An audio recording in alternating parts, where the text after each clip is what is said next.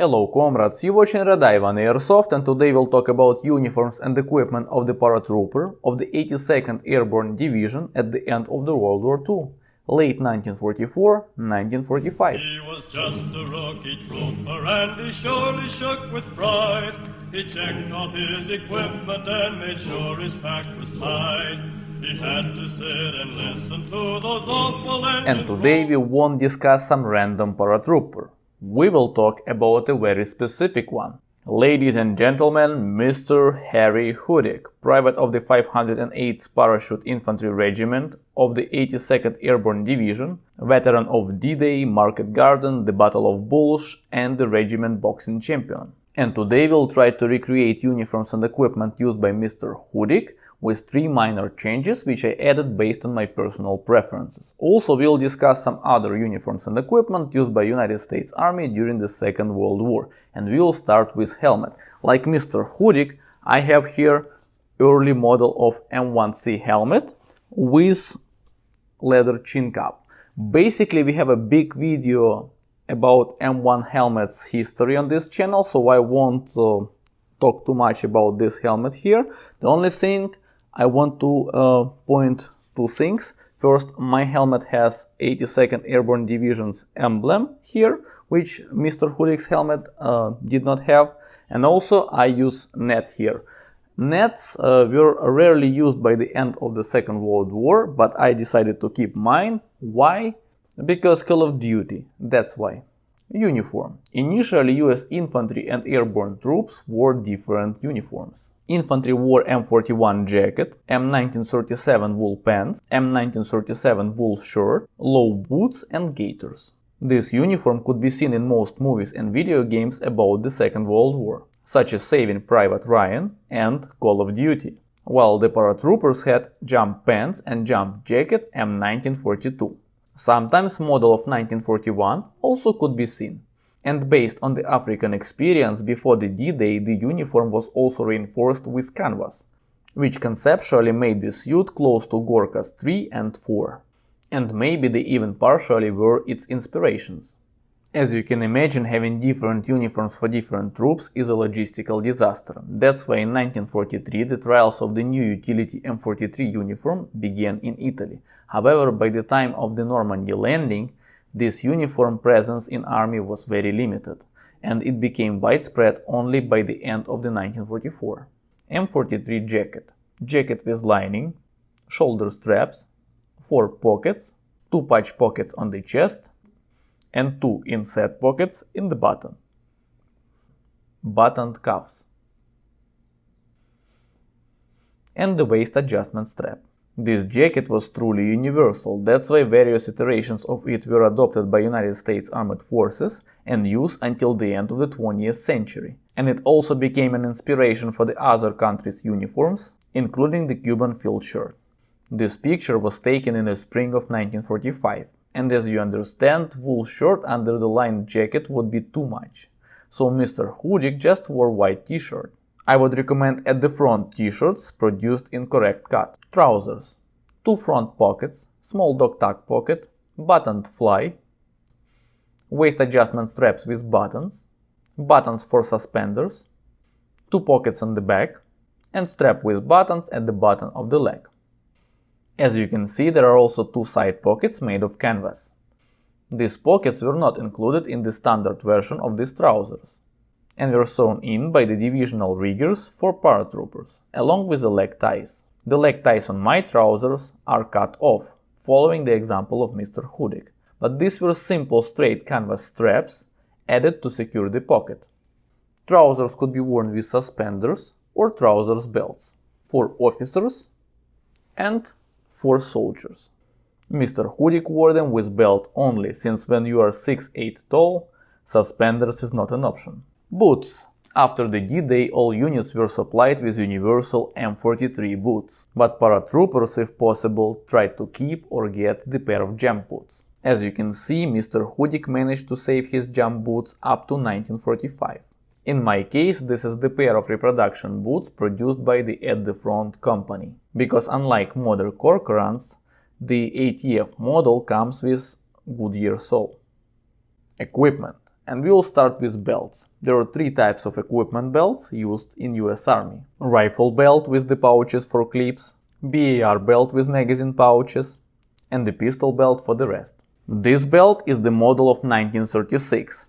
However, conceptually it is not any different from the belt that US Army used since 1910. Can you imagine that?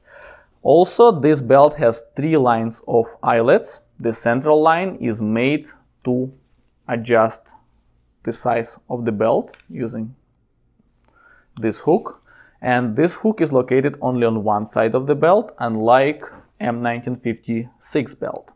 Also, it has snap button to attach your magazine pouch. This is a pistol belt, so it has button or snap for the pistol magazine pouches. Two other lines of eyelets are made to attach your equipment, pouches, holsters, scabbards, etc. Also, most of these belts have black furniture, but some of them, like mine, have gray furniture. This belt is made in 1942, and the second belt I will show you right now is also made in 1942. However, they may have, as you can see, they have different shape of the butterfly buckle, which is normal. Also, interestingly, some of these belts, instead of having black furniture, have olive furniture like you see here. Initially, I saw that this is the consequences of the field repair. However, this belt with mostly black furniture, which is a Lend-Lease belt which was supplied to Soviet Union, inside also has the same olive furniture, which make me think that some of these belts were produced with olive parts. In 1943, the color was changed from OD3 to OD7. Collectors call this belt M1943. Otherwise, there were no major changes, and both belts were used side by side until the end of the World War II. Suspenders. At the initial state of the war, M1936 suspenders were widely used in the US Army, and the Musette bag could be attached to them. But in 1944 the new suspenders were adopted, and only these suspenders are compatible with M1945 backpack that you can see on the picture of Mr. Hudik. This backpack was supplied to the US Army since late 1944, and there were two versions of it. Early version of 1944 and the late version of 1945.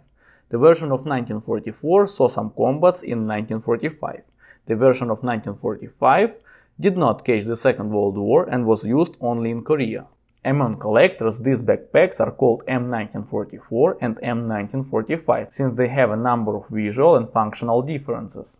But in the army, all these backpacks are only called M1945, and even earlier versions of M1944 were retrofitted to have all the features like the regular M1945 backpack. And as you can see on my backpack, label added stating that this is M1945 backpack.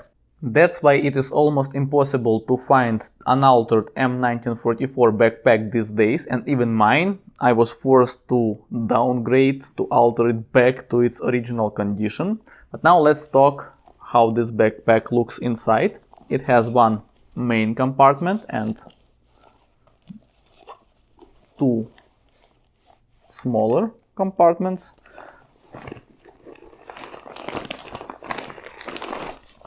Rubberized neck, small pocket on the side, three belts for roll, shovel attachment point on the back, and bayonet attachment behind the side pocket. Also, there are loops to attach additional bag during the jump. Parachute first aid pocket is attached to the Mr. Hudik's suspenders. It could also be attached to the helmet net, of course, if there was any. Shovel. This is M1943 shovel. Before US Army used M1910 shovel, but this shovel was adopted in 1943 and used since then. This shovel is based on the German shovel. The paint on mine is slightly lighter than it's supposed to be for the Second World War. It's because this is Army refurbished one which was used after the war. There are two types of pouches for this shovel. Early version of 1943 had a fixed hanger. But since the second half of 1943, the production of the second generation began, and this pouch features 3 lines of eyelets, so you can adjust your hanger in order to adjust the position of your pouch on your backpack or your belt. Mr. Hudik has his shovel on his belt, but I carry mine on my backpack since I find it more comfortable. Canteen and canteen pouch. This canteen pouch is the model of 1941. It is not too different from the model of 1910, and since 1945 they also start to add additional reinforcement in this area. My canteen is the reproduction of the model of 1942. This is also not too different compared to the model of 1910. The main difference is the horizontal seam.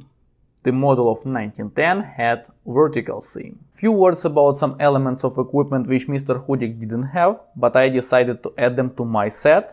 These are M1911 pistol in M1916 holster and magazine pouch for it. And we will start with the pistol. Of course, this is not a real firearm, just pointing that for YouTube. This is the Airsoft replica made by Tokyo Marui.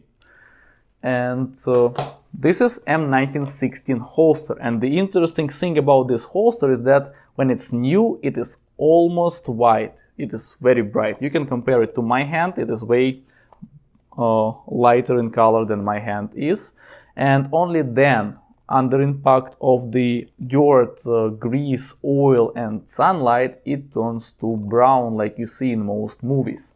And now, speaking about this magazine pouch, some of them have 2 buttons. This one has only 1, and basically it is pretty similar to M1956 in front, right? But on the back it is slightly different. It has a snap button inside, right? Male snap.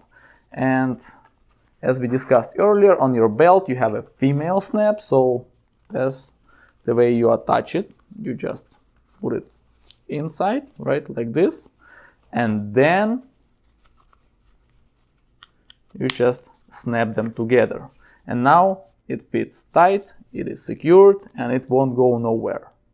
And now the most interesting part. As some of you may already notice, the magazine pouches used by Mr. Hudik are not American made. He had 2 German pouches for his Thompson Max. And now I will try to explain why.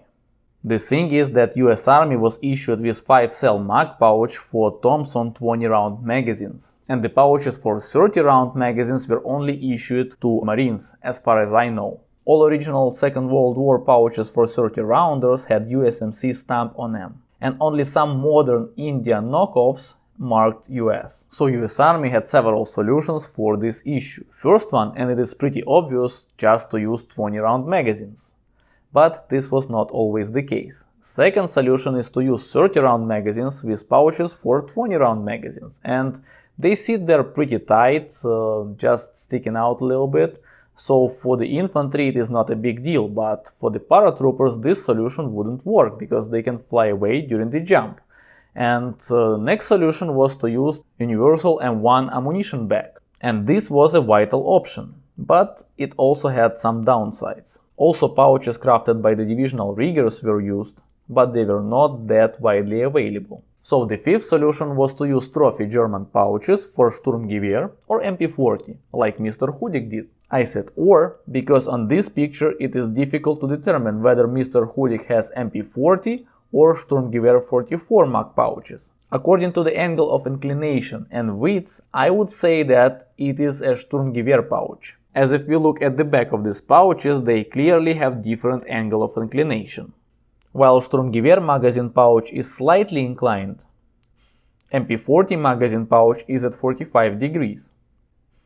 Anyway, both pouches fit perfectly for Thompson magazines, but MP40 pouches were obviously more common.